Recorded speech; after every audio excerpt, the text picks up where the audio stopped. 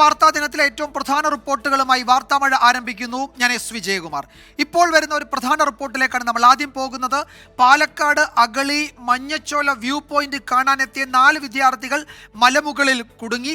മഴ പെയ്തതോടെ വഴിതെറ്റുകയായിരുന്നു. പോലീസും ഫയർഫോഴ്സും സ്ഥലത്തെത്തിയിട്ടുണ്ട്. നിഖിൽ പ്രമേഷ് പാലക്കാട്ട് നിന്ന് വിവരങ്ങൾ നൽകും. നിഖിൽ, ഈ കുട്ടികൾ സുരക്ഷിതരാണ് എന്ന് ഉറപ്പിക്കാമല്ലോ ഈ ഘട്ടത്തിൽ, അല്ലേ?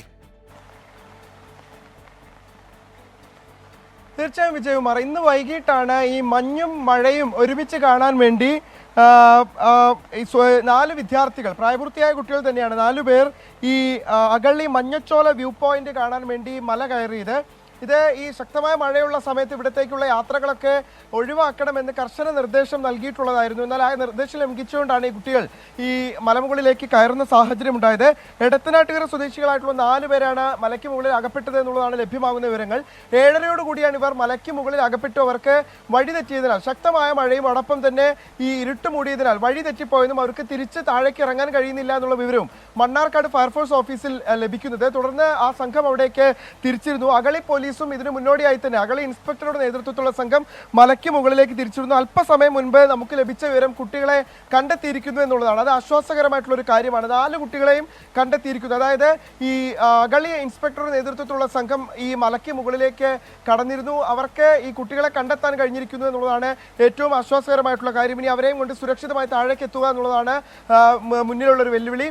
ഈ ശക്തമായ മഴയാണ് അട്ടപ്പാടി മേഖലയിലടക്കം പെയ്തുകൊണ്ടിരിക്കുന്നത്. കഴിഞ്ഞ ഏതാനും മണിക്കൂറുകളായി ശക്തമായ മഴയാണ് പെയ്തുകൊണ്ടിരിക്കുന്നത്. പാലക്കാട് നഗരത്തിലും മറ്റ് വിവിധ പ്രദേശങ്ങളിലും നല്ല മഴ തന്നെയുണ്ട്. അത് താരതമ്യേന ഈ മലയോര മേഖല എന്നുള്ള നിലയ്ക്ക് അട്ടപ്പാടിയിൽ വളരെ നല്ല മഴയാണ് കഴിഞ്ഞ ഏതാനും ദിവസങ്ങളായി ലഭിച്ചുകൊണ്ടിരിക്കുന്നത്. അതുകൊണ്ട് തന്നെ വൈകുന്നേരത്തോടുകൂടി ഈ മഴ ശക്തമായതിന് പിന്നാലെ കുട്ടികൾക്ക് ഈ വഴി തെറ്റിപ്പോവുകയും ഇരുട്ട് മൂടുകയും ചെയ്തതോടുകൂടി അവർക്ക് താഴേക്കുള്ള വഴി നഷ്ടമാവുകയും അവരവിടെ അകപ്പെടുന്ന സാഹചര്യം ഉണ്ടാവുകയൊക്കെ ആയിരുന്നു. ഈ ഫോൺ റേഞ്ച് ഒന്നും ഇല്ലാത്തതിനാൽ ഇവരുമായി ബന്ധപ്പെടാൻ കഴിയാത്തൊരു സാഹചര്യം കൂടി രൂപപ്പെട്ടിരുന്നു.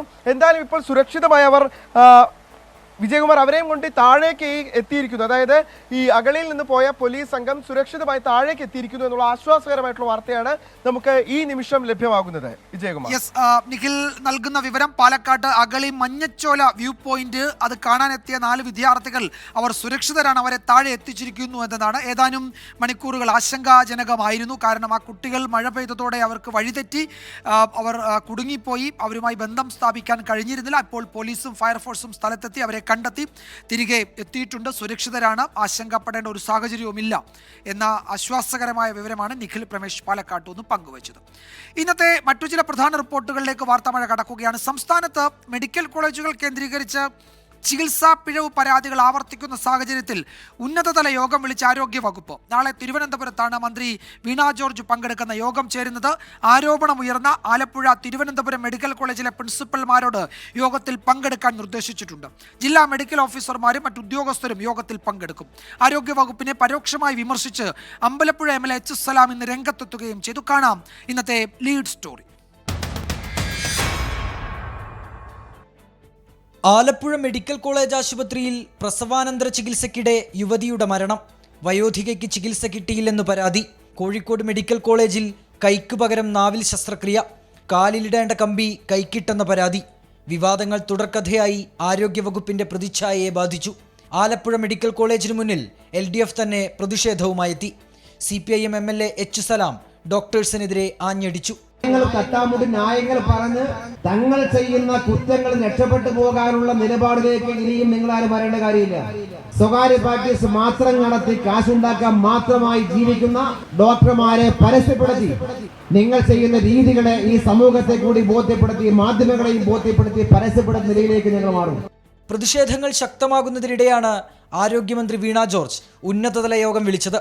നാളെ തിരുവനന്തപുരത്ത് നടക്കുന്ന യോഗത്തിൽ ആരോഗ്യവകുപ്പ് സെക്രട്ടറി, മെഡിക്കൽ വിദ്യാഭ്യാസ director, Alappuzha, Kozhikode medical college പ്രിൻസിപ്പൽമാർ, വൈസ് പ്രിൻസിപ്പൽമാർ, സൂപ്രണ്ടുമാർ, ഡെപ്യൂട്ടി സൂപ്രണ്ടുമാർ തുടങ്ങിയവർ പങ്കെടുക്കും. കോഴിക്കോട്, ആലപ്പുഴ മെഡിക്കൽ കോളേജുകൾക്കെതിരെ ഉയർന്ന ആരോപണങ്ങളാകും പ്രധാന ചർച്ചാ വിഷയം. 24 കോഴിക്കോട്. ആരോഗ്യവകുപ്പ് പ്രതിക്കൂട്ടിൽ നിൽക്കുന്ന മറ്റൊരു റിപ്പോർട്ടിലേക്കാണ് ഇനി നമ്മൾ കടക്കുന്നത്. അനാസ്ഥയിൽ ഉത്തരമുണ്ടോ?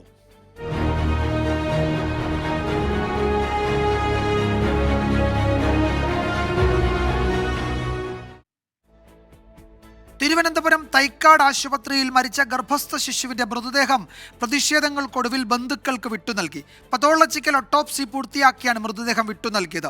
കൃത്യസമയത്ത് ചികിത്സ കിട്ടാത്തതാണ് കുഞ്ഞു മരിക്കാൻ കാരണമെന്നാണ് കുടുംബത്തിന്റെ ആരോപണം. കഴിഞ്ഞ 17-ാം തീയതി തിരുവനന്തപുരം SAT ആശുപത്രിയിൽ എത്തിയതാണ് ലിബുവും ഭാര്യ പവിത്രയും. മരിച്ച 8.5 മാസം പ്രായമായ പവിത്രയുടെ ഗർഭസ്ഥ ശിശുവിന്റെ മൃതദേഹം ശസ്ത്രക്രിയയിലൂടെ പുറത്തെടുത്തെങ്കിലും പോസ്റ്റ്മോർട്ടം നടപടികൾ നടത്തിയിരുന്നില്ല. 4 ദിവസമായി പോസ്റ്റ്മോർട്ടം നടത്താത്തതിനെ തുടർന്ന് ലിബുവും കുടുംബവും മെഡിക്കൽ കോളേജ് മോർച്ചറിക്ക് മുന്നിൽ ശവപ്പെട്ടിയുമായി കുത്തിയിരുന്ന് പ്രതിഷേധിച്ചു. എന്റെ ഭാര്യയ്ക്ക് കൃത്യമായിട്ടുള്ള ചികിത്സ ഈ തൈക്കാട് ഹോസ്പിറ്റലിൽ നിന്ന് കിട്ടിയില്ല. അതുകൊണ്ടാണ് എൻ്റെ കുഞ്ഞ് മരിച്ചത്. ഇപ്പോൾ നമ്മുടെ കയ്യിൽ കിട്ടിയിട്ടില്ല. പക്ഷേ 17-ാം തീയതി കൊണ്ടുവന്നിട്ട് അന്നത്തെ ദിവസം ഒന്നും ചെയ്തില്ല. സിസേറിയൻ ചെയ്ത് പുറത്തെടുക്കുകയൊന്നും ചെയ്തില്ല. അപ്പം ഞങ്ങൾ ഈ ഒരു കാര്യം ഞങ്ങൾ ഈ ചികിത്സിച്ച ഡോക്ടറെ വിളിച്ച് ചോദിച്ചപ്പോൾ അത് കുഴപ്പമില്ല, ഒരു 2 ആഴ്ച ഈ മരിച്ച അവസ്ഥയിൽ കുട്ടി അമ്മയുടെ വയറ്റിൽ കിടന്നാലും അമ്മയ്ക്കൊന്നും സംഭവിക്കത്തില്ല എന്നുള്ളൊരു മറുപടി, വിചിത്രമായൊരു മറുപടിയാണ് നമ്മളത് പറഞ്ഞത്. 18-ാം തീയതി കുട്ടിയെ പുറത്തെടുത്തെങ്കിലും ഈ നേരം വരെ, ഈ നിമിഷം വരെയും നമുക്ക് കുട്ടിയെ തിരിച്ചിട്ടില്ല. പ്രതിഷേധത്തെ തുടർന്ന് വൈകിട്ടോടെ നടപടികൾ പൂർത്തിയാക്കി. പത്തോളജിക്കൽ എക്സാമിനേഷൻ ലാബിലായിരുന്നു ഗർഭസ്ഥ ശിശുവിന്റെ ഓട്ടോപ്സി. കുടുംബത്തിന്റെ പരാതിയിൽ കേസെടുത്ത മെഡിക്കൽ കോളേജ് പോലീസ് തുടരന്വേഷണത്തിനായി തമ്പാനൂർ പോലീസിലേക്ക് അന്വേഷണം കൈമാറി. ഓട്ടോപ്സി റിപ്പോർട്ട് വന്നതിനു ശേഷം മറ്റു കാര്യങ്ങൾ തീരുമാനിക്കുമെന്ന് ബന്ധുക്കൾ പറഞ്ഞു. ഗർഭസ്ഥ ശിശുവിന്റെ മരണത്തിലേക്ക് നയിച്ചതിൽ ആശുപത്രി അധികൃതരുടെ ഭാഗത്തു നിന്ന് ഒരു വിശദീകരണവുമില്ല. ആരോഗ്യവകുപ്പും ഇടപെട്ടില്ല. ഇന്ന് നടന്ന പത്തോളജി ഓട്ടോപ്സിയുടെ ഫലം വന്ന ശേഷം തുടർ നടപടിയെന്നാണ് പോലീസും പറയുന്നത്. തിരുവനന്തപുരത്ത് നിന്നും MG പ്രതീഷ്, 24. വകുപ്പിനെതിരെ വീണ്ടും ചില ചോദ്യങ്ങൾ ഉയരുന്നുണ്ട്. ആരോഗ്യവകുപ്പ് പ്രതിക്കൂട്ടിൽ നിൽക്കുന്ന മറ്റൊരു റിപ്പോർട്ടിലേക്ക് തന്നെയാണ് നമ്മൾ ഇനിയും പോകുന്നത്. ഗുരുതര ആരോപണം ഉന്നയിക്കുന്നത് അമീബിക് മസ്തിഷ്ക ജ്വരം ബാധിച്ച് മരിച്ച മലപ്പുറം മുന്നിയൂർ സ്വദേശിയായ 5 വയസ്സുകാരിയുടെ കുടുംബമാണ്. വിദേശത്തു നിന്നും മരുന്നെത്തിക്കാൻ ആരോഗ്യവകുപ്പ് ഒരു നടപടിയും എടുത്തില്ലെന്ന് കുടുംബം ആരോപിച്ചു. ഇന്നലെ രാത്രിയാണ് ഹസൻ കോയ ഫസ്ന ദമ്പതികളുടെ മകൾ ഫതുവ മരിച്ചത്. കുട്ടിയുടെ സംസ്കാരം ഇന്ന് നടന്നു. അത്യപൂർവ രോഗമായ മസ്തിഷ്ക ജ്വരം സ്ഥിരീകരിച്ച് ഒരാഴ്ചയ്ക്ക് ശേഷമാണ് മലപ്പുറം മൂന്നിയൂർ സ്വദേശിയായ 5 വയസ്സുകാരി ഫതുവ മരണത്തിന് കീഴടങ്ങിയത്. കോഴിക്കോട് മെഡിക്കൽ കോളേജ് ആശുപത്രി വെന്റിലേറ്ററിലായിരുന്ന ഫതുവ കഴിഞ്ഞ രാത്രിയാണ് മരിച്ചത്. അമീബിക് മസ്തിഷ്ക ജ്വരമെന്ന അപൂർവ രോഗം 5 വയസ്സുകാരിയുടെ ജീവൻ കവർന്നതിൽ കുടുംബവും നാട്ടുകാരും നടുക്കത്തിലാണ്. വിദേശത്ത് നിന്ന് മരുന്നെത്തിക്കുമെന്ന ആരോഗ്യവകുപ്പിന്റെ വാഗ്ദാനം പാലിക്കപ്പെട്ടില്ലെന്ന ബന്ധുക്കൾ ആരോപിച്ചു. മരുന്നിൻ്റെ ഒരു പ്രോബ്ലം ഉണ്ടായിരുന്നു. അപ്പോൾ അത് മരുന്ന് ഇതുവരെയായിട്ട് കിട്ടിയിട്ടില്ല. ഗവൺമെൻറ് ശ്രമിക്കുന്നുണ്ട്, ആരോഗ്യവകുപ്പ് ശ്രമിക്കുന്നുണ്ട് എന്നൊക്കെ പറഞ്ഞത്. പക്ഷെ ഇതുവരെയായിട്ടും ആ മരുന്ന് നമുക്ക് കിട്ടിയിട്ടില്ല. ആ മരുന്ന് തുടക്കത്തിലേ കിട്ടുകയാണെന്നുണ്ടെങ്കിൽ ചിലപ്പോൾ ഒരു പക്ഷേ നമ്മളെ കുട്ടി രക്ഷപ്പെട്ടായിരുന്നു. പ്രോട്ടോകോൾ പ്രകാരമുള്ള ചികിത്സ കുട്ടിക്ക് നൽകിയെന്നും രോഗത്തിന് ഫലപ്രദമായ മരുന്നില്ലെന്നുമാണ് കോഴിക്കോട് മെഡിക്കൽ കോളേജ് വിശദീകരിക്കുന്നത്. രോഗം മാറുമെന്ന് ഉറപ്പില്ലെങ്കിലും ജർമ്മനിയിൽ നിന്ന് മരുന്നെത്തിക്കാനുള്ള നടപടികൾ പുരോഗമിക്കുകയായിരുന്നുവെന്നും ആരോഗ്യവകുപ്പ് പറയുന്നു.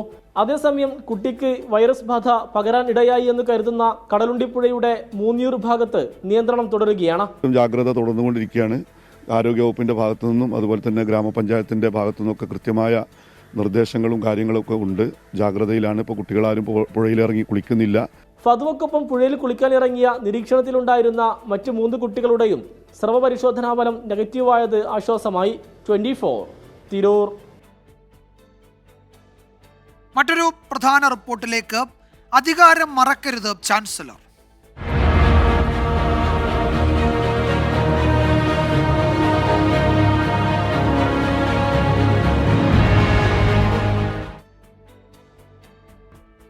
കേരള സർവകലാശാല സെനറ്റിലേക്ക് 4 പേരെ നാമനിർദ്ദേശം ചെയ്ത ഗവർണർ ആരിഫ് മുഹമ്മദ് ഖാന്റെ നടപടി ഹൈക്കോടതി റദ്ദാക്കി. ചാൻസലർ എന്ന നിലയ്ക്ക് തനിക്ക് അധികാരമുണ്ടെന്ന ഗവർണറുടെ വാദം രൂക്ഷ വിമർശനത്തോടെയാണ് കോടതി തള്ളിയത്. സർക്കാർ നൽകിയ പട്ടിക കൂടി പരിഗണിച്ച് 6 ആഴ്ചയ്ക്കകം പുതിയ പേരുകൾ നിർദ്ദേശിക്കണം. ഗവർണറുടെ നിയമവിരുദ്ധ നീക്കങ്ങൾക്കുള്ള തിരിച്ചടിയെന്ന് നിയമമന്ത്രിയും ഉന്നത വിദ്യാഭ്യാസ വകുപ്പ് മന്ത്രിയും പ്രതികരിച്ചു.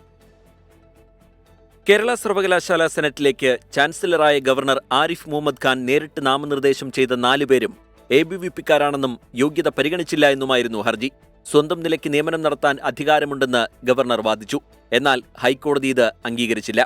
ചാൻസലർക്ക് അനിയന്ത്രിതമായ അധികാരങ്ങളില്ലെന്ന് ജസ്റ്റിസ് മുഹമ്മദ് നിയാസിന്റെ സിംഗിൾ ബെഞ്ച് വ്യക്തമാക്കി. സർവകലാശാല നിയമത്തിൽ നിന്ന് വ്യതിചലിച്ചുള്ള നടപടി വിവേചനപരമാണെന്നും ഗവർണർ നാമനിർദ്ദേശം ചെയ്തവർക്ക് യോഗ്യതയില്ലെന്നും കോടതി നിരീക്ഷിച്ചു. സർക്കാർ നൽകിയ പട്ടിക കൂടി പരിഗണിച്ച് 6 ആഴ്ചയ്ക്കകം പുതിയ നാമനിർദ്ദേശം നൽകാനും ഹൈക്കോടതി നിർദ്ദേശിച്ചിട്ടുണ്ട്.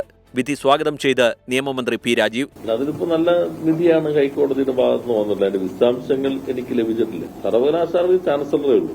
അത് ഗവർണറായ ആളെ നമ്മൾ നിശ്ചയിക്കുന്നു. അത് നിയമസഭ നൽകുന്ന ഒരു അധികാരം മാത്രമാണ്. അതൊരു പരമാധികാര റിപ്പബ്ലിക്കാണ് എന്ന മട്ടിൽ നമുക്ക് കാണാൻ പറ്റില്ല. സർവകലാശാലകളെ കാവ്യവൽക്കരിക്കാനുള്ള നീക്കത്തിന് തിരിച്ചടിയാണ് വിധിയെന്ന് ഉന്നത വിദ്യാഭ്യാസ മന്ത്രി ആർ ബിന്ദു. സമീപകാലത്തായിട്ട് എല്ലാ വിഷയങ്ങളിലും സർക്കാർ ചെയ്യുന്ന കാര്യങ്ങൾക്ക് എതിരായിട്ടുള്ള നിലപാടാണ് ഗവർണർ, ചാൻസലർ എന്നുള്ള നിലയ്ക്ക് സ്വീകരിച്ചു വരുന്നത്. അത് വലിയ ബുദ്ധിമുട്ട് സൃഷ്ടിക്കുന്നുണ്ട്. യഥാർത്ഥത്തിൽ നിയമസഭ ഏകാഭിപ്രായത്തിൽ പാസാക്കിയ ബില്ലുകൾ പോലും ഒപ്പിടാൻ വിസമ്മതിച്ചുകൊണ്ട് അത് ഇപ്പോൾ പ്രസിഡന്റിന് അയച്ചു കൊടുത്തിരിക്കുകയാണ്. പല വിഷയങ്ങളിലും ഇടപെട്ടുകൊണ്ട് ചാൻസലർ വലിയ തലവേദന സൃഷ്ടിച്ചുകൊണ്ടിരിക്കുന്നത്. ഉന്നത വിദ്യാഭ്യാസ മേഖലയിൽ സർക്കാരിന്റെ സമീപനം ശരിയാണെന്ന് തെളിഞ്ഞതായി CPIM സംസ്ഥാന സെക്രട്ടറി MV ഗോവിന്ദൻ പറഞ്ഞു. ആരിഫ് മുഹമ്മദ് ഖാൻ ചാൻസലർ പദവി രാജിവെക്കണമെന്ന് SFI ആവശ്യപ്പെട്ടു. 24 കൊച്ചി. ഇന്ന് ഏറെ ചർച്ചയായ മറ്റൊരു റിപ്പോർട്ടിലേക്കാണ് വാർത്താമഴ കടക്കുന്നത്. സുധാകരൻ കുറ്റവിമുക്തൻ.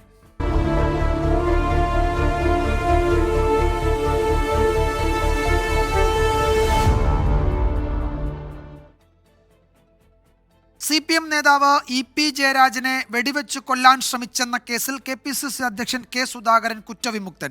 കുറ്റപത്രത്തിൽ നിന്ന് ഒഴിവാക്കണമെന്ന K സുധാകരന്റെ ഹർജി ഹൈക്കോടതി അനുവദിച്ചു. K സുധാകരനെ ഹൈക്കോടതി പ്രതിപ്പട്ടികയിൽ നിന്നും ഒഴിവാക്കി. ജസ്റ്റിസ് സിയാദ് റഹ്മാന്റെ സിംഗിൾ ബെഞ്ചാണ് K സുധാകരനെ കുറ്റവിമുക്തനാക്കി ഉത്തരവിറക്കിയത്. കേസിൽ ഗൂഢാലോചന കുറ്റമാണ് സുധാകരനെതിരെ ചുമത്തിയിരുന്നത്. എന്നാൽ ഇത് തെളിയിക്കുന്നതിനാവശ്യമായ തെളിവുകൾ ഇല്ലെന്ന് ഹൈക്കോടതി നിരീക്ഷിച്ചു. കേസിൽ 1ഉം 2ഉം പ്രതികളായ പേട്ട ദിനേശൻ, വിക്രം ചാലിൽ ശശി എന്നിവരെ ആദ്യം ആന്ധ്രയിലെ വിചാരണ കോടതി ശിക്ഷിച്ചെങ്കിലും മേൽക്കോടതി കുറ്റവിമുക്തരാക്കിയിരുന്നു. നിരപരാധിത്വം ബോധ്യപ്പെട്ടതിൽ സന്തോഷമെന്നായിരുന്നു K സുധാകരന്റെ പ്രതികരണം.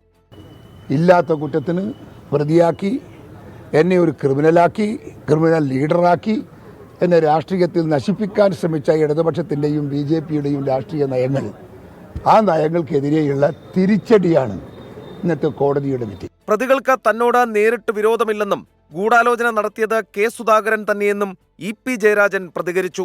സർക്കാർ അപ്പീൽ നൽകണമെന്നും താനും നിയമ നടപടി സ്വീകരിക്കുമെന്നും EP ജയരാജൻ. ഈ കേസ് കുറ്റവാളികൾ ശിക്ഷിക്കപ്പെടണം. ഇനി സുപ്രീം കോടതിയുണ്ട്. കേരള ഗവൺമെൻറ്റിനോട് ഞാൻ അഭ്യർത്ഥിക്കുന്നത് സുപ്രീം കോടതിയിൽ അപ്പീൽ ഫയൽ ചെയ്യണം. നിയമപരമായ നടപടികൾ ഞാനും സ്വീകരിക്കാൻ ഉദ്ദേശിക്കുകയാണ്. കാരണം സുധാകരൻ പലപ്പോഴും രക്ഷപ്പെട്ടിട്ടുള്ള ആളാണ്. 2016 കേസിൽ കുറ്റവിമുക്തനാക്കണമെന്നാവശ്യപ്പെട്ട് K സുധാകരൻ ഹൈക്കോടതിയെ സമീപിച്ചത്. 1995 ഏപ്രിൽ 12 ട്രെയിൻ യാത്രയ്ക്കിടെയാണ് EP-ക്കെതിരെ വധശ്രമമുണ്ടായത്. തിരുവനന്തപുരത്ത് താമസിച്ച K സുധാകരൻ ജയരാജനെ കൊലപ്പെടുത്താൻ ഗൂഢാലോചന നടത്തിയെന്നായിരുന്നു കേസ്. എസ് ശ്രീകാന്ത്, 24 കൊച്ചി. കാൽ നൂറ്റാണ്ടിന്റെ പഴക്കമുണ്ട് EP ജയരാജൻ വധശ്രമ കേസിന്. കണ്ണൂരിൻ്റെയും കേരളത്തിൻ്റെയും രാഷ്ട്രീയ ചരിത്രത്തിൽ സുപ്രധാനമായ ഒരു കേസ്. അതിൻ്റെ പേരിലുള്ള നിയമപരവും രാഷ്ട്രീയവുമായ പോരാട്ടങ്ങൾ ഹൈക്കോടതി വിധിയോടെ അവസാനിക്കുന്നതല്ല. കണ്ണൂരിലെ രാഷ്ട്രീയ ചരിത്രത്തിന് ചോരമടക്കുന്ന നിരവധി അധ്യായങ്ങളുണ്ട്. EP ജയരാജന് നേരെയുണ്ടായ വധശ്രമം രാഷ്ട്രീയ കേരളത്തെ തെല്ലൊന്നുമല്ല ഉലച്ചത്. ആക്രമണത്തിനിരയാകുമ്പോൾ കണ്ണൂർ ജില്ലാ സെക്രട്ടറിയും MLAയുമായിരുന്നു ജയരാജൻ. ചണ്ഡിഗഡിലെ പാർട്ടി കോൺഗ്രസ് കഴിഞ്ഞ് കേരളത്തിലേക്ക് മടങ്ങുമ്പോൾ 1995 ഏപ്രിൽ 12 ജയരാജന് വെടിയേറ്റത്. കാൽ നൂറ്റാണ്ട് പിന്നിട്ടിട്ടും തീരാത്ത വിവാദവും കേസും. CPIMന്റെ ആരോപണങ്ങൾ ഇങ്ങനെ: K സുധാകരന്റെ നേതൃത്വത്തിൽ കൊലയാളി സംഘത്തെ നിയോഗിച്ചു. RSS ബന്ധമുള്ള വക്രം ചാലിൽ ശശിയും പേട്ട ദിനേശനും നേതൃത്വം നൽകി. തോക്ക് സംഘടിപ്പിച്ച് കൈമാറിയത് K സുധാകരൻ. കൊല്ലാൻ ലക്ഷ്യമിട്ടത് പിണറായി വിജയനെ. ഇരയായത് EP ജയരാജൻ. അന്നു മുതൽ ഈ ആരോപണങ്ങളെ കോൺഗ്രസും K സുധാകരനും തള്ളിപ്പറയുന്നു. സുധാകരന്റെ നാടകീയമായ അറസ്റ്റിലേക്ക് വരെ പിന്നീട് കാര്യങ്ങളെത്തി. വധശ്രമക്കേസ് എക്കാലത്തും CPIMന്റെ രാഷ്ട്രീയ പ്രചാരണങ്ങളിൽ മുഖ്യ വിഷയമായി. ചെന്നൈ റെയിൽവേ പോലീസാണ് ആദ്യം കേസെടുത്തത്. കൃത്യത്തിൽ നേരിട്ട് പങ്കാളികളായവരിൽ 2 പേരെ ആന്ധ്രയിലെ ഓംകോർ കോടതി ശിക്ഷിച്ചു. ഗൂഢാലോചന കേസിൽ K സുധാകരൻ അറസ്റ്റിലായി. കേസ് പുരോഗമിക്കുന്നതിനിടെയാണ് കെ സുധാകരൻ ഹൈക്കോടതിയെ സമീപിക്കുന്നതും ഒടുവിൽ അനുകൂല ഉത്തരവ് സമ്പാദിക്കുന്നതും. CPIM-ഉം EP ജയരാജനും ഇക്കാലമത്രയും പ്രധാന ആയുധമാക്കിയ കേസിലാണ് കെ സുധാകരന് രാഷ്ട്രീയ വിജയം നേടാനാകുന്നത്. വ്യക്തിപരമായി യാതൊരു വിരോധവും ഇല്ലാതിരുന്നിട്ടും പ്രതികൾ സംഘടിച്ചത് കെ സുധാകരന്റെ ഗൂഢാലോചന നിമിത്തം മാത്രമെന്നാണ് EP ജയരാജന്റെ വാദം. ജയരാജൻ വധശ്രമക്കേസിൽ ജാമ്യത്തിലിറങ്ങിയ ഒന്നാം പ്രതി വക്രംചാലിൽ ശശി ഏറെ നാളുകൾക്കു ശേഷം വെട്ടേറ്റു കൊല്ലപ്പെട്ടതും കൊലപാതക രാഷ്ട്രീയത്തിന്റെ ചരിത്രത്തിലെ മറ്റൊരു അധ്യായം. ഹൈക്കോടതി വിധിയോടെ ഈ കേസിലെ നിയമപോരാട്ടം അവസാനിക്കില്ലെന്ന് ഉറപ്പ്. 24 കണ്ണൂർ. വാർത്താമഴയിലേക്ക് വീണ്ടും സ്വാഗതം. നമ്മൾ ഒരിക്കൽ കൂടി പാലക്കാട്ടേക്ക് പോവുകയാണ്. അഗളി മഞ്ഞച്ചോല വ്യൂ പോയിന്റ് കാണാനെത്തി മലമുകളിൽ കുടുങ്ങിയ 4 യുവാക്കളെയും കണ്ടെത്തിയിട്ടുണ്ട്. അഗളി പോലീസും ഫയർഫോഴ്സും സ്ഥലത്തെത്തിയാണ് അവരെ തിരികെ ഇറക്കിയത്. മഴ പെയ്തതോടെ അവർക്ക് വഴിതെറ്റുകയായിരുന്നു. അവരെ സുരക്ഷിതരായി താഴേക്ക് കൊണ്ടുവരുന്ന ഏറ്റവും പുതിയ ദൃശ്യങ്ങളാണ് പ്രേക്ഷകർ കാണുന്നത്. നിഖിൽ പ്രമേഷ് വിവരങ്ങൾ നൽകും പാലക്കാട്ട് നിന്ന്. നിഖിൽ, അവരിപ്പോൾ എവിടെ എത്തിയിട്ടുണ്ട്? ആർക്കെങ്കിലും അടിയന്തര വൈദ്യസഹായമോ മറ്റോ വേണ്ടതുണ്ടോ? എന്താണ് പുതിയ വിവരങ്ങൾ? വിജയകുമാർ, അത്തരത്തിലുള്ള ഒരു സാഹചര്യവുമില്ല. യുവാക്കൾ സുരക്ഷിതരാണ്. അവരെ അഗളി CIയുടെ നേതൃത്വത്തിലുള്ള സംഘം സുരക്ഷിതമായി ഇപ്പോൾ താഴെ എത്തിച്ചു കഴിഞ്ഞു. പക്ഷെ താഴെ കാത്തിരിക്കുന്നത് ഒരു കേസാണ്. കാരണം ഇത് അഗളി ഫോറസ്റ്റ് സ്റ്റേഷന്റെ നിയന്ത്രണമുള്ള മേഖലയിലേക്കാണ് ഇവർ അതിക്രമിച്ചു കയറിയത്. ഇതിന്റെ പശ്ചാത്തലത്തിൽ അവർക്കെതിരെ ഇപ്പോൾ കേസെടുത്തിരിക്കുകയാണ് അഗളി ഫോറസ്റ്റ്. 4 പേർക്കെതിരെയാണ് കേസെടുത്തിട്ടുള്ളത്. മലപ്പുറം മേലാറ്റൂർ സ്വദേശികളായിട്ടുള്ള അഷ്കർ, സൽമാൻ, സുഹാനുദ്ദീൻ, മഹേഷ് എന്നിവർക്കെതിരെയാണ് ഇപ്പോൾ കേസ് രജിസ്റ്റർ ചെയ്തത്. ഇവരുടെ അറസ്റ്റ് ഉടൻ തന്നെ രേഖപ്പെടുത്തും. നാളെ അട്ടപ്പാടി 1ാം ക്ലാസ് മജിസ്ട്രേറ്റ് കോടതിയിൽ ഇവരെ ഹാജരാക്കുമെന്നുള്ളതാണ് നമുക്ക് ലഭ്യമാകുന്ന വിവരങ്ങൾ. ഇത് ഇന്ന് വൈകിട്ടാണ് ഇവർ മലമുകളിലെ മഴ കാണാൻ വേണ്ടി ഈ മലയ്ക്ക് മുകളിലേക്ക് കയറുന്ന സാഹചര്യം ഉണ്ടായത്. കാലാവസ്ഥാ വകുപ്പടക്കം കർശനമായി മലയോര മേഖലകളിൽ പോലും വിനോദസഞ്ചാരം പാടില്ല എന്ന് നിർദ്ദേശം നൽകിയിരിക്കുന്ന സാഹചര്യത്തിലാണ് അഗളി മഞ്ഞച്ചോല വ്യൂ പോയിന്റ് കാണാൻ ഈ 4 യുവാക്കൾ ഇന്ന് വൈകുന്നേരത്തോടു കൂടി മല കയറുന്ന സാഹചര്യം ഉണ്ടാവുന്നത്. തുടർന്ന് ശക്തമായ മഴ പെയ്തതിനെ തുടർന്ന് ഈ ഇരുട്ട് മൂടുകയും അവർക്ക് താഴേക്കുള്ള വഴി മിസ്സാവുകയും ചെയ്തു. ഇതേ തുടർന്ന് അവർ മലമുകളിൽ അകപ്പെടുകയും ആദ്യം അഗളി പോലീസ് ഈ മലമുകളിലേക്ക് കയറി പോവുകയും തുടർന്ന് RRT സംഘം അവിടേക്ക് എത്തുകയും മണ്ണാർക്കാട് നിന്നുള്ള ഫയർഫോഴ്സ് സംഘത്തെ അവിടേക്ക് വിളിച്ചു വരുത്തുകയും ചെയ്തു. ഇവർ അവിടേക്കുള്ള യാത്രാ മധ്യയാണ് ഈ പോലീസ് സംഘത്തിന് അവർക്ക് അരികിലേക്ക് എത്തിച്ചേരാൻ വേണ്ടി കഴിയുകയും ഇപ്പോൾ അവരെ സുരക്ഷിതമായി താഴെ എത്തിക്കുകയും ചെയ്തിട്ടുള്ളത്. 4 പേർക്കെതിരെയാണ് ഇപ്പം നേരത്തെ സൂചിപ്പിച്ചതുപോലെ തന്നെ മേലാറ്റൂർ സ്വദേശികളായിട്ടുള്ള 4 പേർ, അഷ്കർ, സൽമാൻ, സുഹാനുദ്ദീൻ, മഹേഷ്, ഈ 4 പേർക്കെതിരെയാണ് ഇപ്പോൾ കേസെടുക്കുന്ന സാഹചര്യം ഉണ്ടായിട്ടുള്ളത്. ഈ മേഖലയിലേക്ക് പ്രവേശിക്കുന്നതിന് കർശന വിലക്ക് ഏർപ്പെടുത്തിയിട്ടുള്ളതാണ്. അഗളി റേഞ്ച് ഒമ്മല ഫോറസ്റ്റ് സ്റ്റേഷൻ പരിധിയിൽ വരുന്ന മേഖലയാണിത്.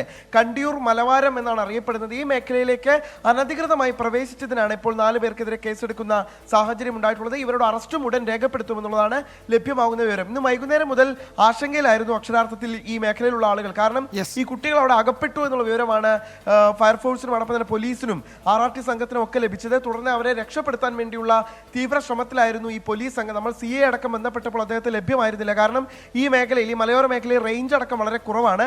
ഇവരടക്കം വളരെ പ്രയാസപ്പെട്ട്, നല്ല മഴയാണ് അട്ടപ്പാടിയിൽ പെയ്തുകൊണ്ടിരിക്കുന്നത്. ഈ മഴയത്തും വളരെ പ്രയാസപ്പെട്ടാണ് ഈ യുവാക്കളെ രക്ഷപ്പെടുത്തുന്നതിന് വേണ്ടി അവർ മല കയറിയത്. അവർക്കരികിൽ സുരക്ഷിതരായി എത്തുകയും 4 പേരെയും സുരക്ഷിതമായി താഴെ എത്തിക്കുകയും ചെയ്തു. പക്ഷെ അപ്പോഴാണ് ഫയർഫോഴ്സിന്റെ ഒരു നിയന്ത്രിത മേഖലയാണിത് എന്ന് മനസ്സിലാകുന്നത്. ഇതിന്റെ അടിസ്ഥാനത്തിലാണ് ഇപ്പോൾ 4 പേർക്കെതിരെയും കേസെടുക്കുന്ന സാഹചര്യവും അവരെ ഉടൻ അറസ്റ്റ് ചെയ്യുന്ന ഒരു സാഹചര്യവും രൂപപ്പെട്ടത്. വിജയകുമാർ. അഗളി പോലീസും ഫയർഫോഴ്സും രക്ഷാപ്രവർത്തനം നടത്തുകയും അവരെ സുരക്ഷിതരായി താഴെ എത്തിക്കുകയും ചെയ്തിട്ടുണ്ട്. പക്ഷേ അതിക്രമിച്ച് ആ മേഖലയിൽ കടന്നതിന് അവർക്കെതിരെ കേസെടുക്കും. 4 പേരുടെയും അറസ്റ്റ് രേഖപ്പെടുത്തും. അവരെ കോടതിയിൽ ഹാജരാക്കുകയും ചെയ്യും. ഇരുട്ട് മൂടിയതിനെ തുടർന്ന് അവർക്ക് വഴിതെറ്റി അവർ മലമുകളിൽ അകപ്പെടുകയായിരുന്നു. പിന്നീട് അവരെ സുരക്ഷിതരായി താഴേക്ക് എത്തിച്ചു. പക്ഷേ നിയമപരമായ ചില നടപടിക്രമങ്ങൾ ബാക്കിയുണ്ട്. അവരെ അറസ്റ്റ് ചെയ്യും, കോടതിയിൽ ഹാജരാക്കും. അതിനുശേഷമായിരിക്കും അവരുടെ കാര്യത്തിലെ തുടർ നടപടികൾ ഇനി സ്വീകരിക്കുക. നിഖിൽ പ്രമേശാണ് വിവരങ്ങൾ നൽകിയത് പാലക്കാട്ടു നിന്ന്. ഇന്നത്തെ മറ്റൊരു പ്രധാന റിപ്പോർട്ടിലേക്ക്. എവിടെയാണ് മലിനീകരണ നിയന്ത്രണ ബോർഡ്?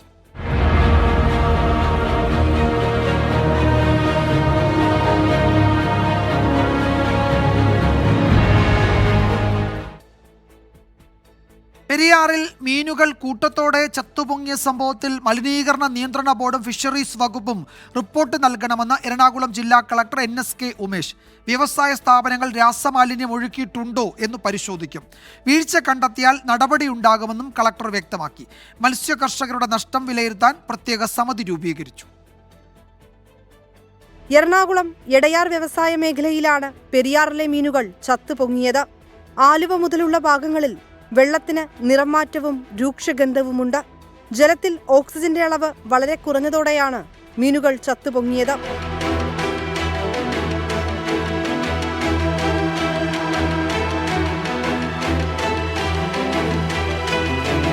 ഫാക്ടറികളിലെ രാസമാലിന്യം പെരിയാറിലേക്ക് ഒഴുക്കിവിട്ടതാണ് കാരണമെന്ന് നാട്ടുകാർ.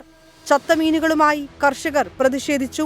ഞങ്ങളുടെ ഒരു പ്രതിഷേധം അറിയിക്കാൻ വേണ്ടിയിട്ട് തന്നെയാണ് ഇവിടെ വന്നത്. പക്ഷേ അവരുടെ പ്രതികരണം എന്ന് പറയുന്നത് ഇനി ഈ വെള്ളമൊക്കെ പരിശോധിച്ച് എന്ന നടപടി ഇവർക്കൊന്നും എടുക്കാൻ സാധിക്കില്ല എന്നുള്ളത് തന്നെയാണ് നമ്മളുടെ മുൻകാല അനുഭവങ്ങൾ. ഇനി ഈ നഷ്ടപ്പെട്ട കർഷകരുടെ നഷ്ടം ആര് നികത്തുമെന്നുള്ളതാണ്. ജില്ലാ കളക്ടറുടെ നേതൃത്വത്തിൽ അടിയന്തര യോഗം ചേർന്ന വിഷയം ചർച്ച ചെയ്തു. ഫാക്ടറികളുടെ പങ്ക് പരിശോധിക്കും. അവിടെ ഇൻഡസ്ട്രീസ്, അവിടെ ഈ ഏലൂർ എടയാർ ഭാഗത്താണ് ഈ സംഭവം ഉണ്ടായിട്ടുള്ളത്. അവിടെയുള്ള ഇൻഡസ്ട്രീസിയുടെ എഫ്ലുവൻസ് എന്തെങ്കിലും ഔട്ട്ഫ്ലോ ആയിട്ടുണ്ടോയെന്ന് ഒരു പരിശോധന. അവിടെ PCBയുടെ സർവൈലൻസ് ക്യാമറാസ് ഉണ്ട്. അതിന് അടിയന്തരമായിട്ട് റിപ്പോർട്ട് കൊടുക്കാൻ പറഞ്ഞിട്ടുണ്ട് പരിശോധിച്ചിട്ട്. മത്സ്യ കർഷകർക്കുണ്ടായ നഷ്ടം പരിശോധിക്കാൻ കളക്ടറുടെ നേതൃത്വത്തിൽ പ്രത്യേക കമ്മിറ്റി രൂപീകരിച്ചു. ഈ കാര്യത്തിൽ നമ്മുടെ സബ് കളക്ടർ ഫോർട്ട് കൊച്ചി വെച്ചിട്ട് ഒരു കമ്മിറ്റി തന്നെ സ്ഥലം സന്ദർശിച്ച് PCB, irrigation, industries, water authority, health എല്ലാവരെയും വെച്ച് ഒരു സംയുക്ത കമ്മിറ്റി ഇപ്പോൾ ഈ മീറ്റിംഗിൽ തീരുമാനമായിട്ട് ഫോം ചെയ്ത് ഉടനെ സ്ഥലം സന്ദർശിച്ച് ബന്ധപ്പെട്ട ഒരു പരിശോധന നടത്തി ഒരാഴ്ചക്കുള്ളിൽ എനിക്ക് റിപ്പോർട്ട് തരണമെന്നാണ് ഈ മീറ്റിംഗിൽ ഒരു തീരുമാനം എടുത്തിട്ടുള്ളത്. കുഫോസിലെ വിദഗ്ധരെത്തി നടത്തിയ പരിശോധനയിൽ പെരിയാറിൽ ഓക്സിജന്റെ അളവ് അപകടനിലയ്ക്കും താഴെയാണെന്ന് കണ്ടെത്തി. വരാപ്പുഴ മാർക്കറ്റിൽ ചത്തുപൊങ്ങിയ മീനുകളെ വിൽക്കാൻ ശ്രമിച്ച സ്ഥാപനം പഞ്ചായത്ത് ആരോഗ്യ വിഭാഗം പൂട്ടിച്ചു. 24 കൊച്ചി. മനുഷ്യക്കടത്തിന്റെ കാണാപ്പുറങ്ങൾ.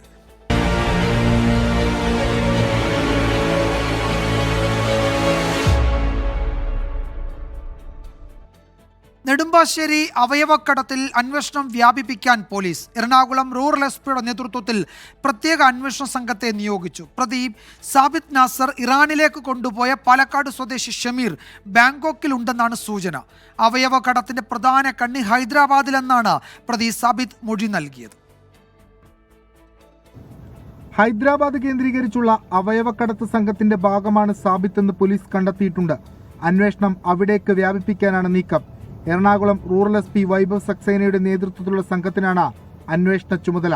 ഇപ്പോൾ പ്രത്യേകിച്ചും അപ്ഡേറ്റ് ഒന്നുമില്ല. ടീം ഓൾറെഡി ഫോം ചെയ്തിട്ടുണ്ട്. ആ ടീം നല്ല രീതിയിൽ ശാസ്ത്രീയമായ രീതിയിൽ ഇൻവെസ്റ്റിഗേഷൻ ചെയ്യുന്നുണ്ട്. കേസിലിരയായ പാലക്കാട് സ്വദേശി ഷമീർ ബാങ്കോക്കിൽ ഉണ്ടെന്നാണ് വിവരം.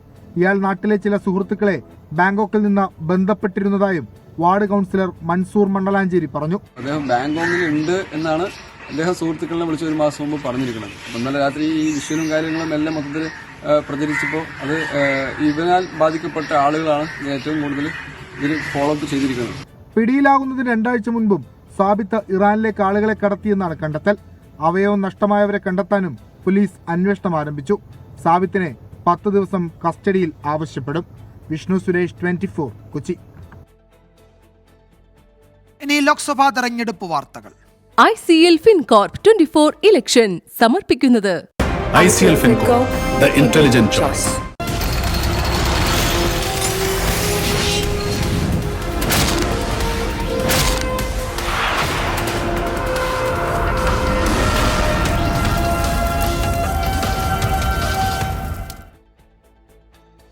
ലോക്സഭാ തെരഞ്ഞെടുപ്പിൽ 5ാം ഘട്ട വോട്ടെടുപ്പ് പൂർത്തിയായതോടെ ഇന്ത്യ സഖ്യത്തിന്റെ തോൽവി ഉറപ്പിച്ചെന്ന് പ്രധാനമന്ത്രി നരേന്ദ്രമോദി.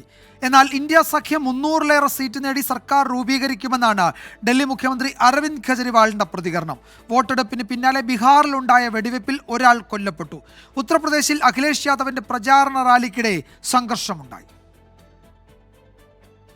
1ാം ഘട്ട വോട്ടെടുപ്പിന് പിന്നാലെ ആത്മവിശ്വാസം നഷ്ടപ്പെട്ട ഇന്ത്യ സഖ്യം 5ാം ഘട്ട വോട്ടെടുപ്പ് പൂർത്തിയായതോടെ തോൽവി സമ്മതിച്ചു കഴിഞ്ഞെന്ന് ബീഹാറിലെ ഈസ്റ്റ് ചമ്പാരനിലെ തെരഞ്ഞെടുപ്പ് റാലിയിൽ പ്രധാനമന്ത്രി നരേന്ദ്രമോദി. पहले चरण में इंडी गठबंधन पस्त हो गया था. इसके बाद के चरणों में इंडी गठबंधन ध्वस्त हुआ और अब कल जो 5वां चरण हुआ, इंडी गठबंधन पूरी तरह परास्त हो चुका है. ജൂൺ 4 ഇന്ത്യ സഖ്യം 300 സീറ്റുകളിലേറെ നേടി സർക്കാർ രൂപീകരിക്കുമെന്ന് ഡൽഹി മുഖ്യമന്ത്രി അരവിന്ദ് കെജ്രിവാൾ. ആം ആദ്മിക്ക് വോട്ട് ചെയ്തവരെ പാകിസ്ഥാനികൾ എന്ന് വിളിച്ച് അധിക്ഷേപിച്ച ആഭ്യന്തരമന്ത്രി അമിത്ഷാ പ്രധാനമന്ത്രിയാകില്ലെന്നും കെജ്രിവാൾ പറഞ്ഞു. मैं उनसे पूछना चाहता हूं, दिल्ली के लोगों ने हमें 62 सीट 56% वोट शेयर देके सरकार बनाई है. क्या दिल्ली के लोग पाकिस्तानी हैं? पंजाब के लोगों ने हमें 117 में से 92 सीट्स देके सरकार बनाई है. क्या पंजाब के लोग पाकिस्तानी हैं? गुजरात के लोगों ने हमें 14% वोट दिया. क्या गुजरात के भी लोग पाकिस्तानी हैं? ഇന്നലെ നടന്ന വോട്ടെടുപ്പിന് പിന്നാലെ ബീഹാറിലെ ചപ്രയിൽ BJP RJD പ്രവർത്തകർ ഏറ്റുമുട്ടി. സംഘർഷത്തിനിടെയുണ്ടായ വെടിവെപ്പിൽ ഒരാൾ മരിച്ചു. നോർത്ത് ഈസ്റ്റ് ഡൽഹിയിലെ കോൺഗ്രസ് സ്ഥാനാർത്ഥി കന്നയ്യകുമാറിനെ ആക്രമിക്കുകയും മഷിയെറിയുകയും ചെയ്ത കേസിൽ അജയ് കുമാർ എന്നയാളെ അറസ്റ്റ് ചെയ്തു. മറ്റുള്ളവർക്ക് വേണ്ടി തെരച്ചിൽ തുടരുന്നതായും പോലീസ് അറിയിച്ചു. ഉത്തർപ്രദേശിലെ അസംഘട്ടിൽ അഖിലേഷ് യാദവിന്റെ പ്രചാരണ റാലിക്കിടെ ബാരിക്കേഡുകൾ തകർത്ത ആൾക്കൂട്ടത്തിന് നേരെ പോലീസ് ലാത്തി വീശി. തെരഞ്ഞെടുപ്പ് പ്രചാരണത്തിൽ സഹകരിക്കാത്തതിൽ മുൻ കേന്ദ്രമന്ത്രിയും MP-യുമായ ജയന്ത് സിൻഹയിൽ നിന്നും BJP വിശദീകരണം തേടി. 24 ഡൽഹി. കൊൽക്കത്ത ഹൈക്കോടതി മുൻ ജഡ്ജിയും BJP ലോക്സഭാ സ്ഥാനാർത്ഥിയുമായ അഭിജിത്ത് ഗംഗോപാധ്യായയ്ക്ക് പ്രചാരണത്തിന് വിലക്ക്. മുഖ്യമന്ത്രി മമതാ ബാനർജി അധിക്ഷേപിച്ചെന്ന പരാതിയിലാണ് തെരഞ്ഞെടുപ്പ് കമ്മീഷന്റെ നടപടി. അഭിജിത്ത് ഗംഗോപാധ്യായയുടെ പരാമർശം സ്ത്രീത്വത്തെ അപകീർത്തിപ്പെടുത്തുന്നതാണെന്ന് വിലയിരുത്തിയാണ് തെരഞ്ഞെടുപ്പ് കമ്മീഷന്റെ നടപടി. മമതാ ബാനർജി ഒരു സ്ത്രീയാണോ എന്ന ചോദ്യം ഉൾപ്പെടെയുള്ള പരാമർശങ്ങൾ വിവാദമായിരുന്നു. ഈ മാസം 15 ഹാൽദിയയിൽ നടന്ന പൊതുയോഗത്തിലെ പ്രസംഗത്തിലാണ് മമതയ്ക്കെതിരെ അഭിജിത്ത് ഗംഗോപാധ്യായ പ്രസംഗിച്ചത്. തൃണമൂൽ കോൺഗ്രസ് പരാതി നൽകിയതോടെ തെരഞ്ഞെടുപ്പ് കമ്മീഷന്റെ ഇടപെടൽ. 24 മണിക്കൂറാണ് അഭിജിത്ത് ഗംഗോപാധ്യായയ്ക്ക് പ്രചാരണത്തിൽ വിലക്കേർപ്പെടുത്തിയത്. വ്യക്തിഹത്യ നടത്തിയെന്നും പെരുമാറ്റച്ചട്ടം ലംഘിച്ചെന്നും തെരഞ്ഞെടുപ്പ് കമ്മീഷൻ വ്യക്തമാക്കി. ഭാവിയിൽ ഇത്തരം പരാമർശങ്ങളിൽ നിന്ന് വിട്ടുനിൽക്കണമെന്നും തെരഞ്ഞെടുപ്പ് കമ്മീഷൻ നിർദ്ദേശിച്ചു. ലോക്സഭാ തെരഞ്ഞെടുപ്പിൽ പശ്ചിമ ബംഗാളിലെ തംലുക് മണ്ഡലത്തിൽ BJPയുടെ സ്ഥാനാർത്ഥിയാണ് അഭിജിത്ത് ഗംഗോപാധ്യ. അതിനിടയിൽ കൽക്കട്ട ഹൈക്കോടതി ജഡ്ജിയായി വിരമിച്ച ജസ്റ്റിസ് ചിത്തരഞ്ജൻ ദാസ് താൻ RSS അംഗമാണെന്നും വിളിച്ചാൽ സംഘടനയിലേക്ക് മടങ്ങാൻ തയ്യാറാണെന്നും വിടവാങ്ങൽ പ്രസംഗത്തിൽ പരാമർശിച്ചു. ജഡ്ജിയായിരുന്ന തന്റെ പ്രവർത്തനത്തിൽ നിഷ്പക്ഷത പാലിച്ചുവെന്നും അദ്ദേഹം പറഞ്ഞു. 24 ഡൽഹി. വാർത്താമഴ തുടരുന്നു. +2 ജയിച്ചതിന്റെ ആഘോഷ പാർട്ടിക്ക് പിന്നാലെ 17-കാരൻ ഓടിച്ച ആഡംബര കാറിടിച്ച് 2 മരണം. പൂനെയിലാണ് സംഭവം. 240 കിലോമീറ്റർ വേഗത്തിലായിരുന്നു കാർ ഓടിച്ചത്. റോഡ് അപകടങ്ങളെക്കുറിച്ച് ഉപന്യാസം എഴുതിച്ച് ജാമ്യത്തിൽ വിട്ടത് വിവാദമായി.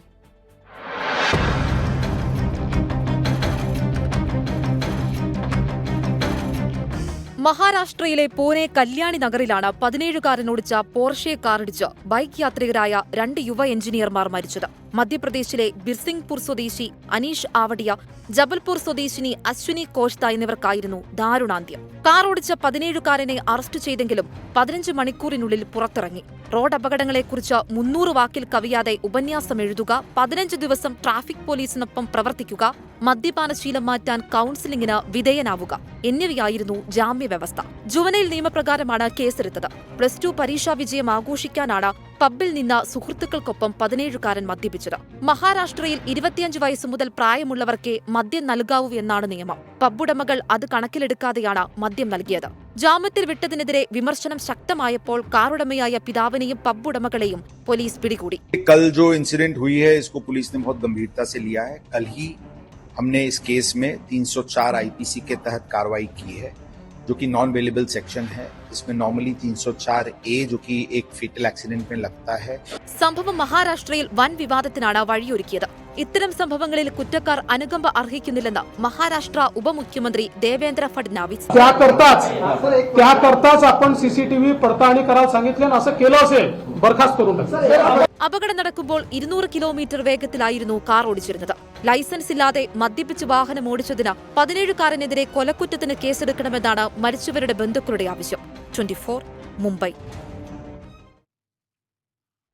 സംസ്ഥാനത്ത് മഴ തുടരുകയാണ്. കേരള തീരത്ത് ചക്രവാത ചുഴി രൂപപ്പെട്ടിട്ടുണ്ട്. 3 ദിവസം കൂടി അതിശക്തമായ മഴ തുടരും എന്നാണ് കാലാവസ്ഥാ വകുപ്പ് അറിയിച്ചിരിക്കുന്നത്.